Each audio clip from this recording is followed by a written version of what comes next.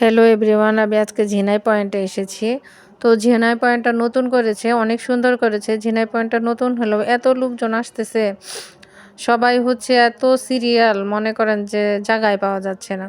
তবে জায়গাটা অনেক সুন্দর করেছে। ঝিনাই পয়েন্টটা আমার বাড়ির একদম সামনেই, ভালো করেছে। তো খেতে গেছিলাম আমরা, সেখানে হচ্ছে চিকেন বার্গার, দই ফুচকা, লাচ্ছি এইগুলা। খারাপ না, ভালোই লাগছে আর কি। নতুন হিসেবে ভালোই সার্ভিস দিয়েছে ওরা।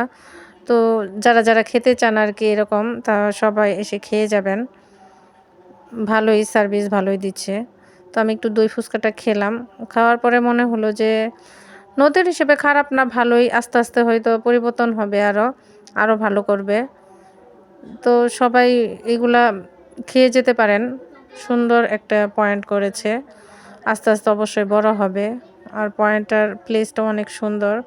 সবকিছু মিলায়ে গুছানো হয়েছে। অনেক লোকজন হইছে, সিরিয়াল পাওয়া যাচ্ছিল না।